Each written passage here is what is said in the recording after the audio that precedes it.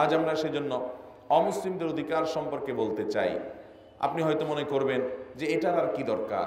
আপনি যদি কোনো অমুসলিমের অধিকার আদায়ে ত্রুটি করেন, তো এমনও হতে পারে কোনো কোনো অধিকার আদায়ে ত্রুটি করার কারণে আপনি মুসলমান হওয়ার সত্ত্বেও জাহান্নামে যেতে হতে পারে, ঠিক কিনা?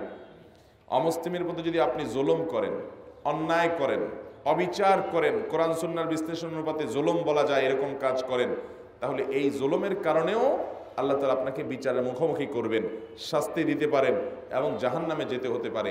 এই জন্য অমুসলিমদের প্রাপ্যগুলো কি, তাদের অধিকারগুলো কি, তাদের পাওনাগুলো কি, সেগুলো আমাদের জানা দরকার আছে না নাই? আমরা আজকে অমুসলিমদের 7টি অধিকারের কথা বলবো কোরআন এবং হাদিস থেকে। নাম্বার 1, অন্য ধর্মের মানুষ যারা আমাদের সাথে সামাজিকভাবে সহাবস্থান করছে, একই দেশের নাগরিক, পাশাপাশি আমরা একসাথে বসবাস করছি, তারা বৈধ বসবাসকারী, বৈধ নাগরিক মুসলিম দেশের, এরকম যদি হয় তাহলে এই মানুষগুলোর প্রথম অধিকার হলো তাদের বেঁচে থাকার অধিকার, তাদের জীবনের অধিকার। কোনো মুসলিম তাদেরকে অমুসলিম হওয়ার কারণে, ভিন্ন ধর্মের মানুষ হওয়ার কারণে, আল্লাহর প্রতি অবিশ্বাসী হওয়ার কারণে, শিরিক করার কারণে তাদের রক্তকে হালাল করতে পারবে না। পরিষ্কার কথা। নবী করিম সাল্লাল্লাহু আলাইহি সাল্লাম বলেছেন, কোন মুসলিম যদি অন্য ধর্মের মানুষ যারা মুসলমান দেশে অনুমতি নিয়ে এসেছে, ভিসা নিয়ে এসেছে, কিংবা মুসলমানদের সাথে চুক্তিবদ্ধ, তারা শান্তিপূর্ণভাবে বসবাস করবে, বৈধ নাগরিক, এরকম কোন মুসলিম, এরকম কোন অমুসলিম অন্য ধর্মের মানুষ যে মুসলমানদের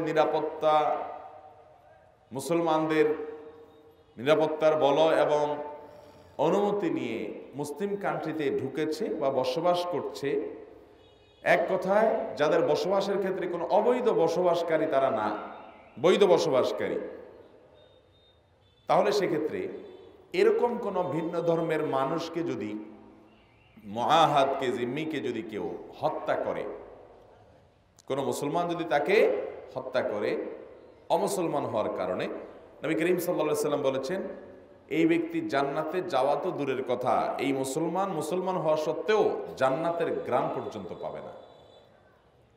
তাহলে এ হাদিস থেকে ভিন্ন ধর্মের মানুষদের জীবনের নিরাপত্তার কথা নিশ্চিত করা হয়েছে কি হয়নি?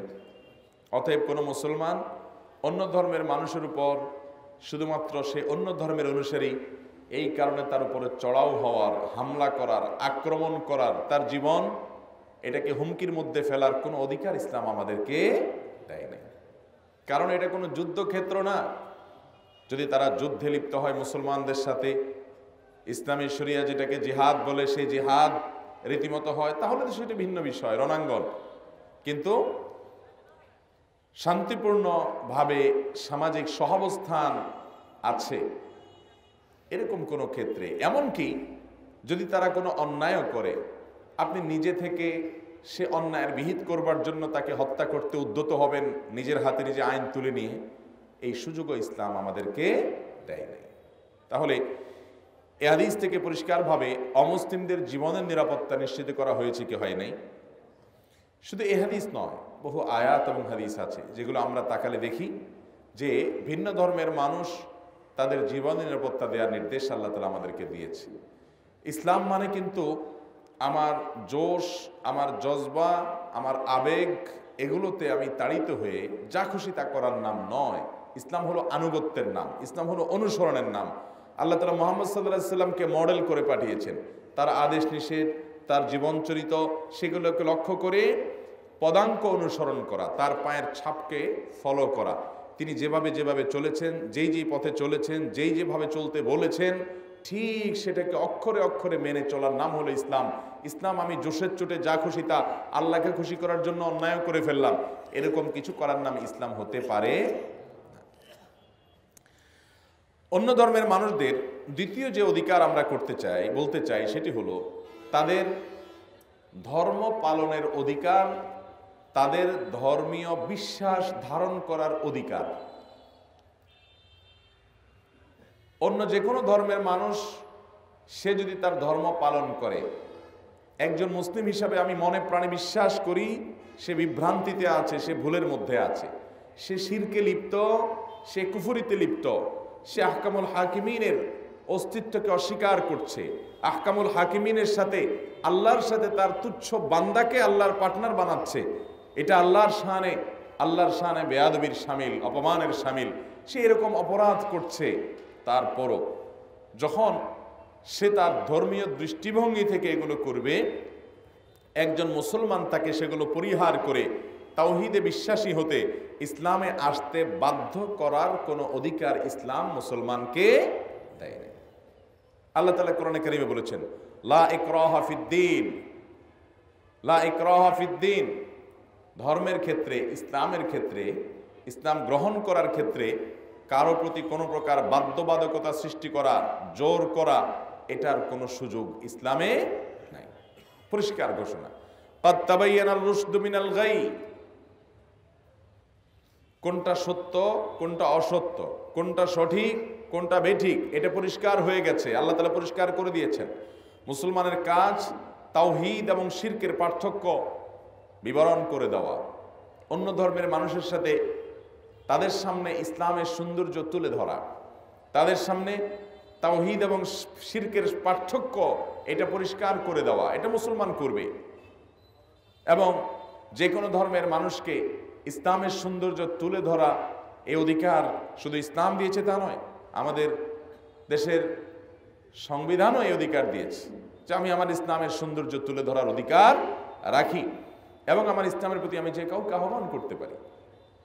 তো এই যে ইসলামের সৌন্দর্য তুলে ধরার অধিকার আছে, সেটা ধরতে হবে, সেটা আমাদের কর্তব্য। দাওয়াত দিতে হবে ভিন্ন ধর্মের মানুষদেরকে, যদিও সে দাওয়াত হবে শুধুমাত্র মুখে নয়, সে দাওয়াত হবে আমাদের আচরণ দিয়ে, সে দাওয়াত হবে আমাদের কথা দিয়ে, সে দাওয়াত হবে আমাদের কাজ দিয়ে। বিভিন্নভাবে আমাদের দাওয়াত তাদেরকে দিতে হবে, শুধু মুখে ওয়াজ নসিহত করে না। আমি অ্যাজ এ মুসলিম, আমি ইসলামের একজন দূত, আমি ইসলামের একজন দূত, আমি ইসলামের অ্যাম্বাসেডর, আমি ইসলামকে বহন করছি।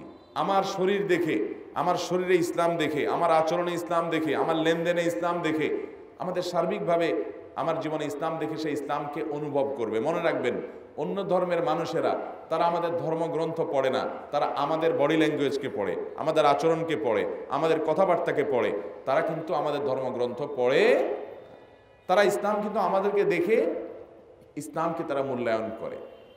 এই দৃষ্টিভঙ্গি থেকে একজন মুসলমানের দায়িত্ব কিন্তু অনেক বড়, যে তিনি যদি কোনো অন্যায় আচরণ করেন, একজন অমুসলিম দেখে মনে করবেন ও তাহলে এই ইসলাম, তাহলে এই লোকটাকে ইসলাম সম্পর্কে ভুল ধারণা দেওয়ার জন্য আমরা দায়ী হব কি হব না। এজন্য তাদেরকে তাদের ধর্মীয় বিশ্বাস ধারণ করার স্বাধীনতা ইসলাম যেরকম দিয়েছে, ঠিক একইভাবে ইসলাম একজন মুসলমানকে ইসলামের সৌন্দর্য তাদের সামনে তুলে ধরার নির্দেশও দিয়েছে। সেটি হবে আমাদের বক্তব্য দিয়ে, সেটি হবে ইসলামের বিভিন্ন সৌন্দর্য তুলে ধরার যত উপায় আছে সেগুলোর মাধ্যমে, সেটি হবে আমাদের আচার আচরণের মাধ্যমে, আরও বিভিন্ন উপায়ে। আল্লাহ আমাদেরকে সেটি আমল করার তৌফিক দান করুন।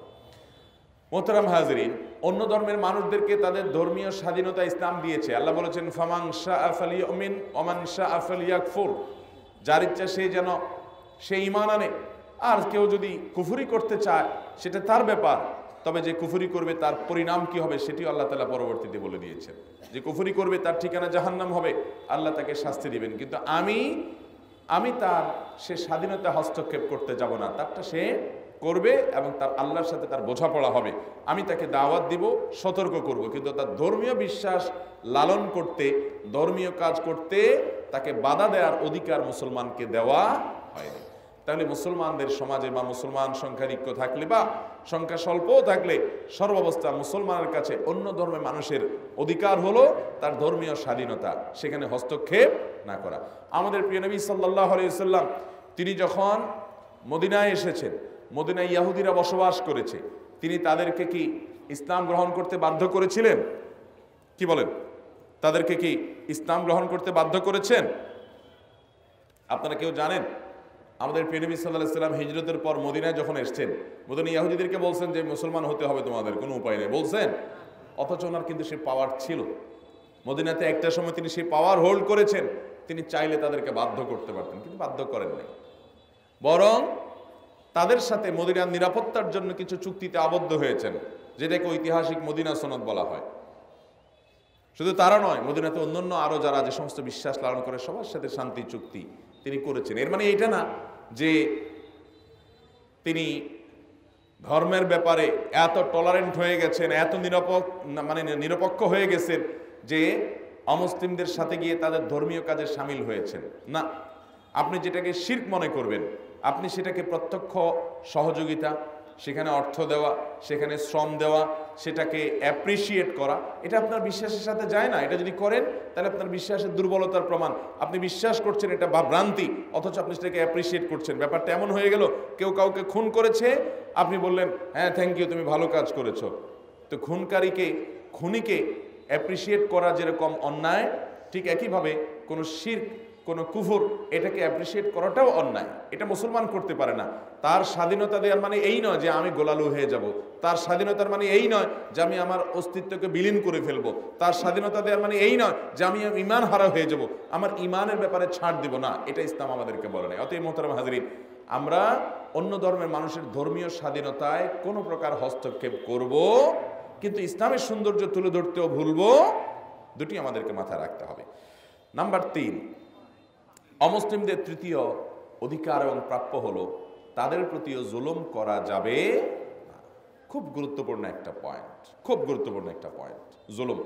ভাইরা আমার, অমুসলিম তো বটেই, আমরা অনেকে মুসলমান হয়ে খোদ নিজের মুসলমান ভাইয়ের প্রতিও জুলুম করি, আছে না নাই? আরে মুসলমান ভাই এটাও তো দূরের কথা হয়, আরেকটু কাছে আসেন, নিজের আপন মায়ের পেটের ভাইয়ের প্রতিও জুলুম করে, আছে না নাই? চাচা যেটা হয়ে ভাতিজাদের প্রতি জুলুম করে জমা নিয়ে, আছে না নাই? স্বামী হয়ে স্ত্রীর প্রতি, স্ত্রী হয়ে স্বামীর প্রতি, বাবা হয়ে সন্তানের প্রতি, সন্তান হয়ে বাবা মার প্রতি। জুলুম আমাদের মধ্যে ব্যাপকভাবে আছে না নাই?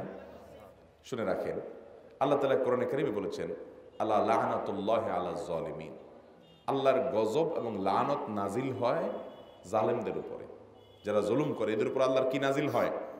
লানত নাজিল হয়। পৃথিবীর সব হুজুর একসাথ হয়ে, সব আলেম ওলামা একসাথ হয়ে, একেবারে মক্কা মদিনার সব ইমাম সাহেব একসাথ হয়ে আপনার জন্য চোখের পানি ফেলে কান্না করতে করতে দোয়া করবে, 2 পয়সার কোনো লাভ হবে না যদি আপনি জালিম হন। কারণ আল্লাহর গজব আপনার উপরে নাজিল হলে এই গজব দূর করার ক্ষমতা সব হুজুরদেরও নেই। কথাকে বুঝাতে পারছি? অথচ আমরা নানাভাবে কিন্তু মানুষের প্রতি জুলুম করি। আল্লাহ রাব্বুল আলামিন, তিনি তো মহান সৃষ্টিকর্তা। লা ইউসআলু আম্মা ইয়াফআল ওয়া হুম ইউসআলুন।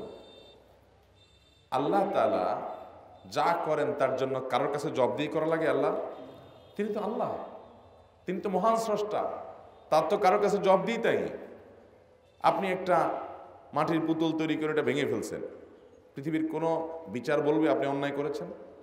আমি আমার পুতুল তৈরি করে আবার ওটা মিশে ফেলছি, আমার ব্যাপার, কারণ এখানে বলার কিছু নাই। আল্লাহ রাব্বুল আলামিন মহান সৃষ্টিকর্তা, তার ব্যাপার তো আরো ঊর্ধ্বে, যে তার কারোর কাছে কোনো জবাবদিহিতা নেই। কিন্তু এরপরও এত এত অধিকার, এত পাওয়ার থাকার পরও, যার পাওয়ারের কোনো সীমানা নাই, কাদির, সে মহান রব বলছেন কি দেখেন হাদিসে কুদসিতে, তিনি বলছেন, ইন্নী হাররামতু যুলমা আলা নাফসি। এ বান্দারা শুনে রাখো, আমি নিজের প্রতি নিজে, আল্লাহ বলছেন যে আমি নিজের প্রতি নিজে জুলুমকে হারাম করে দিয়েছি। জুলুমকে কি করেছি? হারাম করে দিয়েছি। আমি জুলুম হারাম করেছি আমার নিজের প্রতি। আল্লাহ নিজের প্রতি নিজে হারাম করেছেন কি কে? জুলুমকে। দেখেন, আল্লাহ এই কথা বলার দরকার কি ছিল? আল্লাহ বুঝাচ্ছেন, আমি নিজে আল্লাহ হয়ে পর্যন্ত বান্দার প্রতি, আমার বান্দা, আমার সৃষ্টি, আমি যা খুশি তা করতে পারি, তারপরও আমি জুলুম করব না, এটা আমি নিজের প্রতি নিজে হারাম করে রেখেছি। আল্লাহ তাআলা কোরআনে কারিমে বলেছেন না যে অমা রব্বুকা বিযাল্লামিল লিল আবিদ, তোমার রব তার বান্দাদের প্রতি জুলুমকারী নন।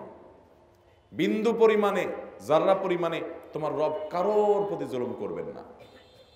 এটা আল্লাহ তাআলা নিজের ওয়াদা, নিজের কমিটমেন্ট, যে আমি আল্লাহ হয়ে বান্দার প্রতি কোনো জুলুম করব না, হারাম করে দিয়েছি আমার নিজেরকে, কারোর প্রতি কোনো জুলুম করা হবে না। প্রত্যেককে যার যার প্রাপ্য বুঝাই দেওয়া হবে কিয়ামতের দিন। কেউ আমার প্রতি বিশ্বাস করে নাই, এর জন্য ওর প্রাপ্যের চাইতে ওকে বেশি শাস্তি দেওয়া হবে না। আমি জুলুমকে নিজের জন্য হারাম যেহেতু করেছি, অতএব তোমরাও একে অন্যের প্রতি জুলুম করবে না, খবরদার। যে আল্লাহ আল্লাহ হয়ে নিজের প্রতি যদি জুলুম হারাম করে, তাহলে আমরা একে অন্যের প্রতি জুলুম করার কোনো অধিকার আছে? কিন্তু আমরা অনেকে জুলুম করছি ভাই। আপনার স্বামী, কোন নারী, তিনি তার স্বামীর তার অধিকার নষ্ট করছেন, খর্ব করছেন, তার প্রতি জুলুম করছেন। পাওয়ার আছে, জোর আছে, স্বামীও ভয়ে ভয়ে যে নারীদের নিয়ে আইন, আদালত এগুলা নারী বান্ধব, ফাঁসায় দিবে, এই ভয়ে বেচারা চুপচাপ আছে।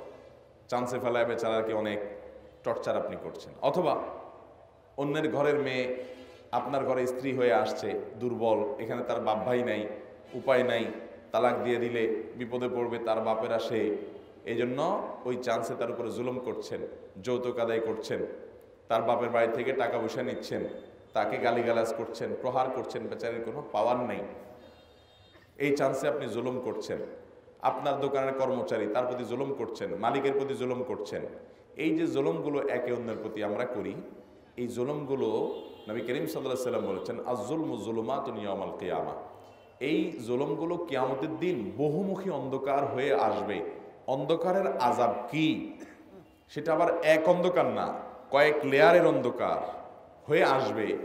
সেদিন শুধুমাত্র মানুষ অনুভব করবে। এই ভয়ঙ্কর শাস্তি আল্লাহ তাআলা দিবেন জালিমদেরকে। এই জন্য মোহতারাম হাজিরিন, আল্লাহ তাআলা জুলুমকে এত ডেঞ্জারাস অপরাধ হিসাবে সাব্যস্ত করেছেন যে অমুসলিমদের প্রতি পর্যন্ত জুলুম করা হয়। তাহলে যারা নিজের আত্মীয় স্বজন, রক্ত সম্পর্কীয়, প্রতিবেশী, আপনজন, তাদের প্রতি জুলুম করছেন, এদের ঠিকানা কোথায় হবে আপনি চিন্তা করেন। অনেক লোক দেখবেন নামাজে সিজদা দিতে দিতে কপালে দাগ পড়ে গেছে, লম্বা দাড়ি মাশাআল্লাহ পেকে গেছে, ইয়া লম্বা জুব্বা আছে, টুপি আছে, সব ভালো কাজ, অ্যাপ্রিসিয়েট যোগ্য, ঠিক আছে, কিন্তু উনি জুলুম করছেন।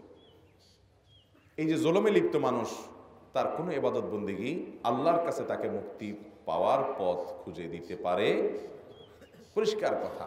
এই জন্য ভাইরা আমার, আমাকে প্রতিদিন হিসাব মিলাতে হবে যে আমি কোনো জুলুম করছি না তো, আমি কোনো অন্যায় করছি না তো, আমার এখানে কোনো অপরাধ নাই তো, লোকটার কোনো অধিকার আমি নষ্ট করলাম না তো, তাকে একটু বেশি শক্ত কথা বলে ফেললাম না তো, এমনকি সে অন্যায় করেছে, আমি শাসন করেছি, হতে পারে আমার অধীনস্থ, কিন্তু শাসন করতে গিয়ে আমি একটু বেশি করে ফেলেছি, একটু সীমা লঙ্ঘন করে ফেলছি, মা বাপ তুলে কথা বলে ফেলছি, তাহলে সীমা লঙ্ঘন হয়ে গেল। এই জন্য আল্লাহ তাআলা কোরআনে কারীমে বলেছেন, ফাইন আকাবতুম, তোমরা যদি কাউকে তার কোনো অপরাধের কারণে শাস্তি দাও, তাহলে সেক্ষেত্রে তার যতটুকু প্রাপ্য আছে ততটুকু অনুযায়ী তাকে শাস্তি দাও।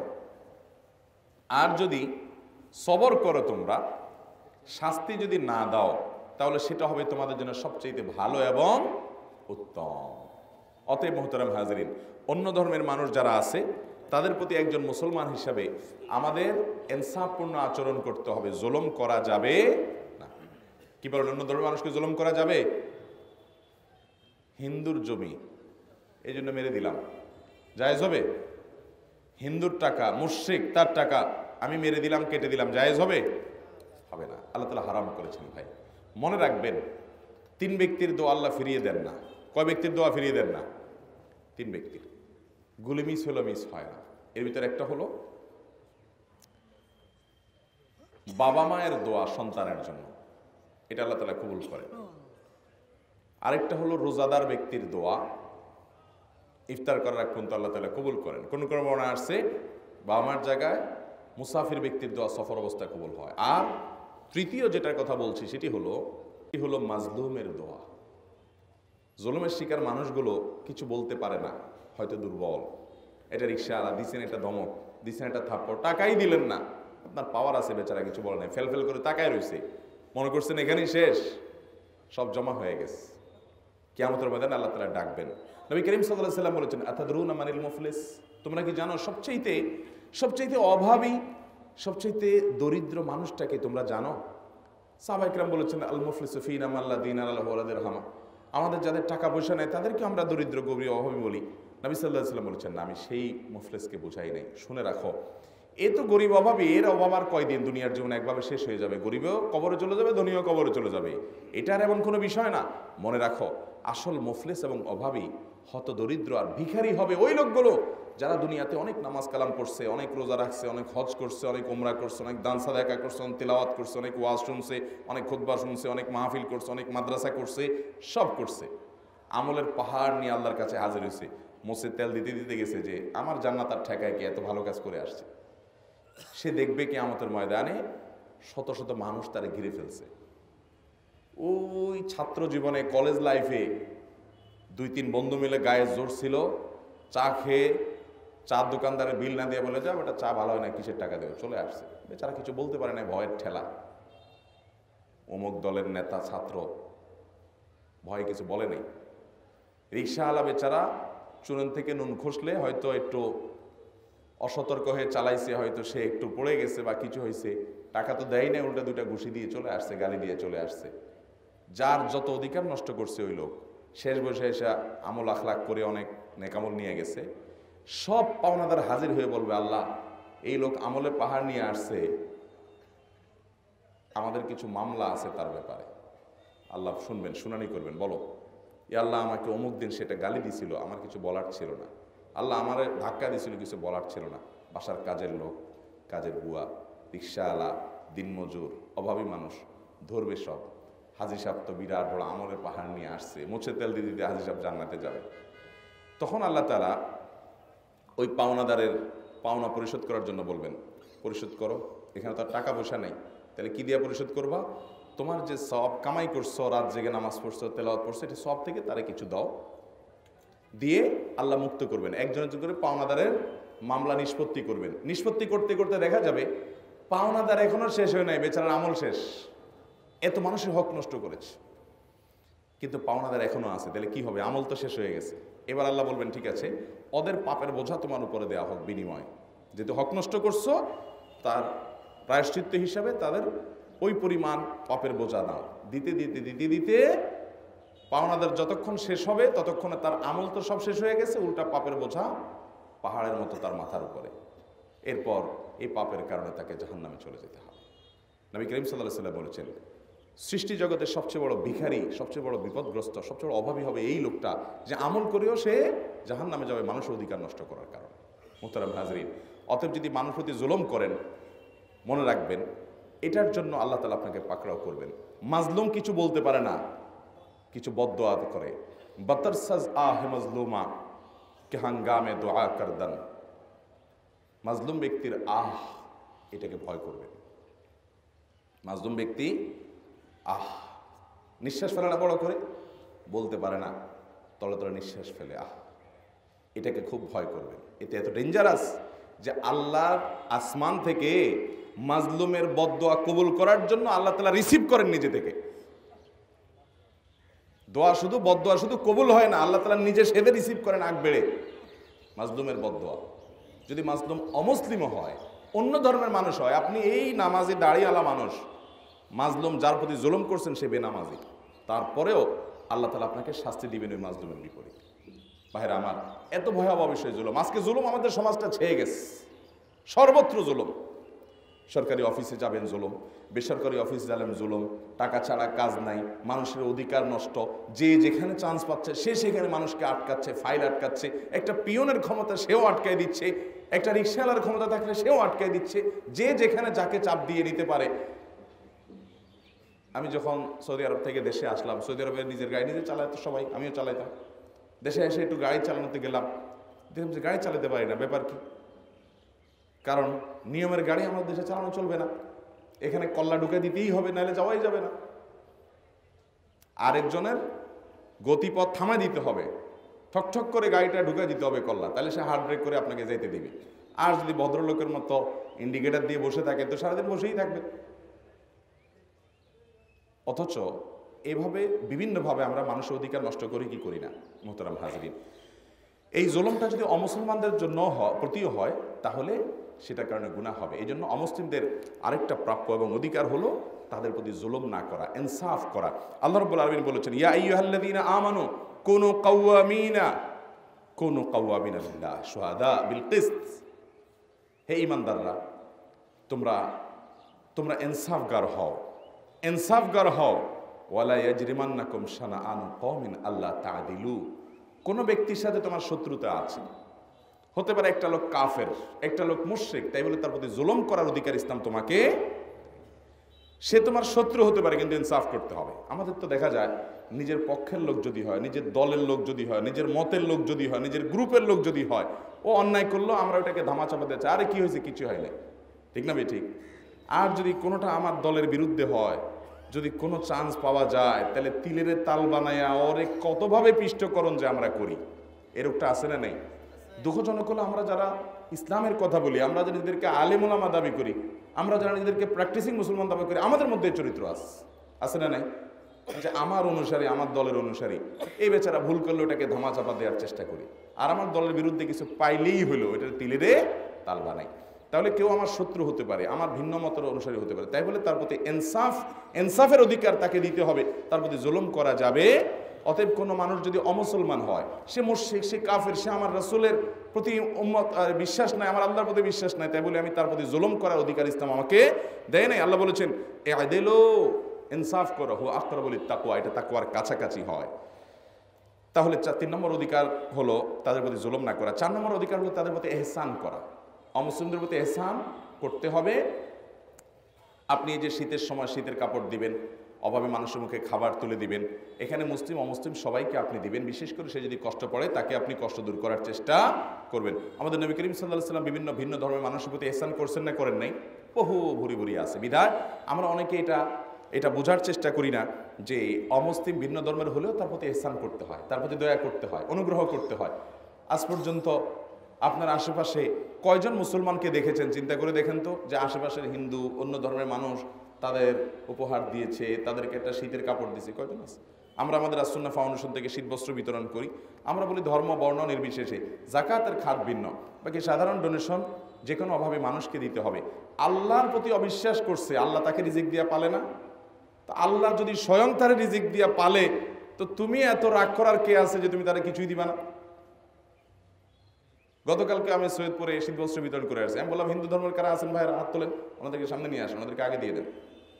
আমি মুসলমানদের কিছু নসিহত করতে হবে, ওনাদেরকে আগে দিয়ে দেন। তার আগের দিন আমি গাইবান্ধা গেছি, একই কথা। বললাম, অন্য ধর্মের কারা আছেন তাদেরকে আগে দিয়ে দেন। অতএব ভাইরা, আমাদের অন্য ধর্মের মানুষদের প্রতি আমাদের কি করতে হবে? ইহসান করতে হবে। আপনি অন্তরঙ্গ বন্ধু বানাবেন দিনদারকে, ইমানদারকে, তাকওয়াওয়ালাকে। আল্লাহর প্রতি শিরকারীকে অন্তরঙ্গ বন্ধু আপনি গ্রহণ করবেন না, এবং তার অপরাধকে, শিরকে আপনি অ্যাপ্রিসিয়েট করবেন না, তার সাথে গিয়ে জগাখিচুড় হয়ে যাবেন না, কিন্তু তার অধিকার দিতে কোনো ত্রুটি করা যাবে না। 5 নম্বর অধিকার হলো, বাবা মা যদি অমুসলিম হয়, ভিন্ন ধর্মের অনুসারী হয়, কিংবা কাফির হয়। একটু আগে প্রশ্নোত্তর সেশনে এক বোন প্রশ্ন করেছেন, এক বোনের প্রশ্ন আমরা পড়েছি যে তিনি বলেছেন তিনি নতুন মুসলমান হয়েছেন, তার বাবা মা এখন অমুসলিম, তিনি কি করবেন? মনে রাখবেন, আল্লাহ তাআলা কোরআনে কারিমে সে সম্পর্কে বলেছে। আমি যে শুরুতে বলেছি ইসলামে কোনো সংকট নাই, জীবনের প্রতিটা স্টেপের বিধান ইসলাম দিয়েছে। আল্লাহ বলেছেন ওয়াসাহিবহুমা ফিদ দুনিয়া মারুফা।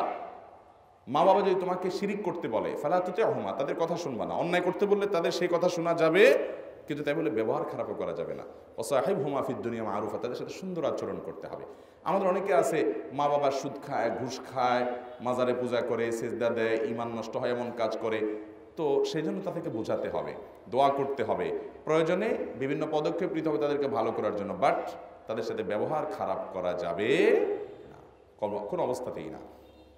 6 নম্বর, অমুসলিমদের অধিকার হলো প্রতিবেশী হিসাবে তাদের যে প্রাপ্য সদাচরণ সেটা করতে হবে। আব্দুল্লাহ ইবনে ওমর রাদিয়াল্লাহু তাআলার ঘটনা আমি কিছু না আগেই শোনাচ্ছিলাম যে আব্দুল্লাহ ইবনে ওমর রাদিয়াল্লাহু তাআলা তার বাসায় ছাগল জবাই হয়েছে, ছাগলের গোশত রান্না হচ্ছে। উনি এসে এটা দেখে বললেন, আহাদাইতুম লিজারিনাল ইয়াহুদি, আমাদের প্রতিবেশী যে ইহুদি আছে, ইহুদি সাধারণ মুসলমান না, কিন্তু ইহুদি এবং সাধারণ মুসলমানের মধ্যে পার্থক্য আমরা জানি তো। কি পার্থক্য? মুসলমানদের সাথে সবচেয়ে বেশি শত্রুতা রাখে কারা? কোরআন বলেছে সেটা, লাতাজিদান্না আশাদ্দান নাসি আদাওয়াতান লিল্লাযিনা আমানু আল ইয়াহুদ। ইমানদারদের প্রতি সবচেয়ে বেশি শত্রুতা লালন করে ইহুদিরা, সবচেয়ে বেশি শত্রুতা। খ্রিস্টানরা এত শত্রুতা লালন করে না, ইহুদিরা যতটা করে। সেই ইহুদি প্রতিবেশী কার? আব্দুল্লাহ ইবনে ওমর রাদিয়াল্লাহু তাআলা। উনি বাসার লোকদেরকে বলতেছেন, ছাগল জবাই হয়েছে আজকে আমাদের বাসায়, তোমরা কি আমাদের প্রতিবেশী ইহুদির কাছে হাদিয়া পাঠাইছো? আহদাইতুম লিজারিনাল ইয়াহুদি, তোমরা কি তার বাসায় হাদিয়া পাঠাইছো? দুইবার জিজ্ঞাসা করছেন। ইহুদি প্রতিবেশীকে দাও নাই, তার বাসায় দেওয়া হয়নি? বাসার লোকেরা বললো না, দেওয়া হয় নাই। তো আব্দুল ইবনে ওমর তখন বলেছেন, শুনো শুনো, আমি মুহাম্মদ সাল্লাল্লাহু আলাইহি সাল্লামকে বলতে শুনেছি প্রতিবেশীর অধিকার এত বেশি যে জিবরিল বারবার মাজাল জিবরিল ইউসিনি ফিল জার হাত্তা জানানতু আন্নাহু সাইওয়ারিসুহু। জিবরিল বারবার এসে বলতেছে প্রতিবেশীর সাবধান থাকেন, সাবধান থাকেন, সতর্ক থাকবেন, খবরদার কোনো অবস্থাতে প্রতিবেশীর জন্য কষ্ট না হয়, কোনো অধিকার নষ্ট না হয়, তার জন্য ডিস্টার্ব না হয়, খেয়াল রাখতে হবে। এত বেশি সতর্ক করছেন, আমার কাছে মনে হচ্ছিল না জানি কখনো এসে বলে যে আপনি মারা গেলে আপনার সম্পদের ভাগও প্রতিবেশীকে দিতে হবে। এত বেশি অধিকার প্রতিবেশীকে দেওয়া হয়েছে, আর তোমরা তার বাসায় গোশত পাঠালে না। ইহুদি। তাহলে ভাইরা, আমরা কয়জন মুসলমান বলতে পারবো যে আমাদের আশেপাশে থাকা হিন্দুদের বাড়িতে আমরা একটু খাবার পাঠাইছি? পাওয়া যাবে?